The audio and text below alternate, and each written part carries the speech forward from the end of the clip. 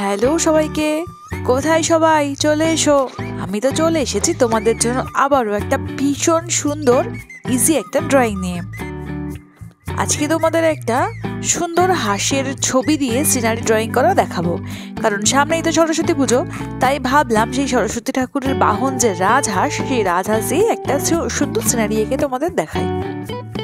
কিন্তু যখন এই রাজহাঁস দিয়ে সিনারিটা আঁকবো ভাবলাম, তখন মনে পড়ে গেল ছোটবেলার একটা সুন্দর গল্পের কথা। সেই গল্পটাও তোমাদের আজকে বলবো। প্রথমেই বলি, এই রাজহাঁসটা আঁকার জন্য প্রথমে একটা 2-এর মতো করে লিখেছি, একটু উঁচু করে পিঠের সাইডটা। তারপরে নিচের দিকটার গোল করে একটা দাগ বাঁকিয়ে ঠোঁট এঁকেছি। এবার পালকগুলো করছি। তারপর ধীরে ধীরে এই নিচের সাইডগুলো জল, দূরের পরিবেশ, ঘাস যা যা আছে সেগুলো এক এক করে করবো। তোমরা দেখতে থাকো। তাহলে শোনো, এবার গল্পটা তোমাদের বলি। কোনো একটা গ্রামে একজন খুব দরিদ্র ব্রাহ্মণ পরিবার বাস করত। সেই ব্রাহ্মণ পরিবারের যে ব্রাহ্মণ, সেই ছিল মূল উপার্জনকারী, মানে একমাত্র ব্রেড আর্নার। এইবারে সেই ব্রাহ্মণ একদিন মারা গেল। এইবারে যখন সেই একজন রুজি রোজগার করা মানুষ মারা যায়, তখন তাদের পরিবার পড়ে গেল মহা বিপদে। কি করে তারা রোজগার করবে, কি করে সংসার চালাবে? সেই ব্রাহ্মণের যে ব্রাহ্মণী, তার 3টে মেয়েও ছিল। এবার সে তো ভাবছে, আমি আমার মেয়েদেরকে, সন্তানদেরকে কি করে লালন পালন করব, কি করে সংসার চালাবো। এইবার এই মতো অবস্থায় সেই যে ব্রাহ্মণ ছিল, সেই ব্রাহ্মণ আবার পুনর্জন্ম নিল। এইবারে পুনর্জন্ম তো সে নিল, কিন্তু তার মনে পড়ে গেল আগের জন্মের সমস্ত কথা। যেমন জাতিস্বর হয় না, এক জন্মের কথা আরেক জন্মের মনে রাখতে পারে, সেই রকম একটা ব্যাপার। এইবার তখন তার মনে পড়ে গেল তার দরিদ্রতার কথা, আগের জন্মের কথা, তার স্ত্রী সন্তানদের কথা। এইবার সে মনে মনে ভাবলো, গিয়ে দেখি তো আমার সে আগের গ্রামেতে যে আমার স্ত্রী আর মেয়েরা কেমন আছে। গিয়ে দেখলো তারা ভীষণ কষ্টে রয়েছে, অনেক কষ্টে। তারা খেতেও পাচ্ছে না, কিছু রোজগারও করতে পারছে না। গ্রামে গ্রামে ভিক্ষা করে করে একটু একটু খাবার জোগাড় করে আর খায়। এইবার এই এরকম সমস্ত দেখে তার ভীষণ কষ্ট হলো। এবার সে ভাবছে যে কি করে আমি তাদেরকে অভাব অনটন থেকে, কষ্ট থেকে মুক্তি দিই, কি করে তাদের সাহায্য করি। এইরকম ভাবতে ভাবতে সে জানতে পারলো যে তার একটা বিশেষ ক্ষমতা আছে, যে সে যদি মন থেকে প্রার্থনা করে ভগবানের কাছে, প্রার্থনা করে চায় কাউকে সাহায্য করবে, তাহলে তার শরীরের যে পালকগুলো আছে, সেই পালকগুলো আস্তে আস্তে সমস্ত সোনার পালকে পরিণত হবে। এইবার সে এই মতো ভাবলো আর গেল তার পরিবারের কাছে। গিয়ে সেই তার পরিবার যখন দেখলো সে একটা হাঁস এসেছে, তার বউ বলছে যে আমাদের নিজেদেরই খাবার জোগাড় করার সামর্থ্য নেই রাজহাঁস, তোমাকে কি খেতে দেব, তোমাকে কি করে আমরা লালন পালন করব। তখন রাজহাঁস বলল যে আমি তোমাদের সেই হারিয়ে যাওয়া স্বামী, আমি তোমাদের সেই হারিয়ে যাওয়া বাবা।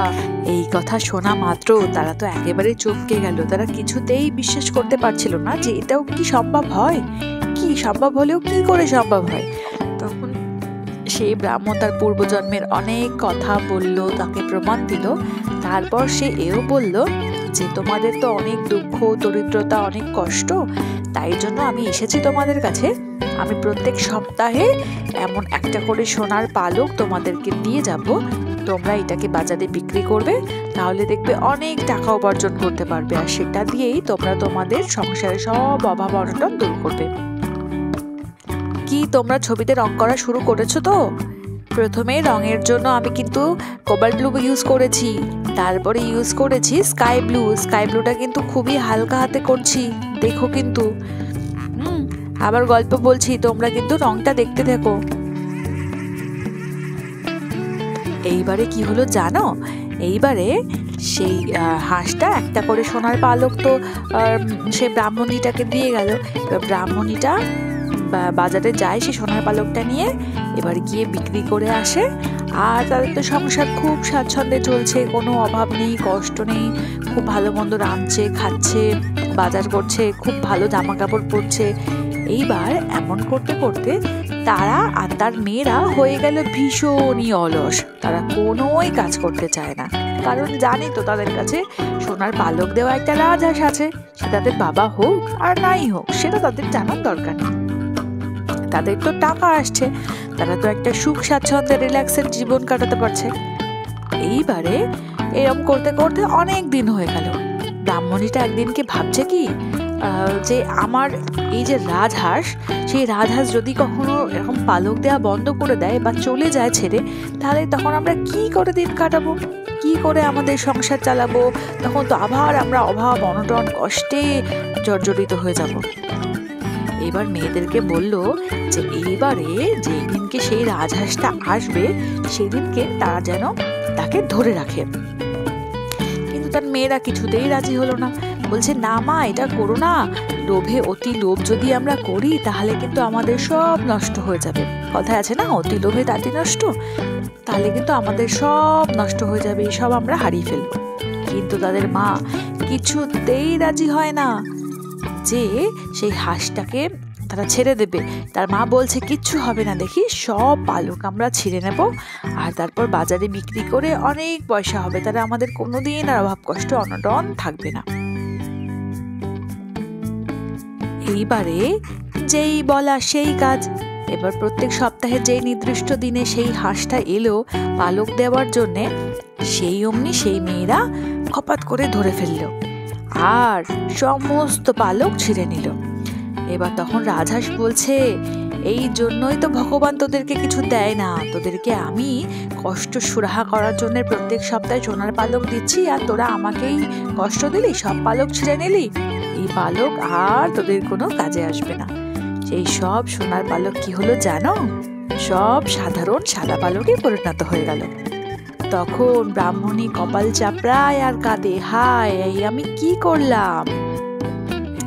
আর তখন মেয়েরা বলে, দেখেছো মা, তোমাকে বলেছিলাম এমন কাজ করো না, কারণ যদি আমরা অতি লোভ করি কোনো কিছুতে, সেই লোভের বস্তু কখনোই আমাদের ভোগের হয় না, সেই বস্তু কখনোই আমাদের কোনোই কাজে আসে না।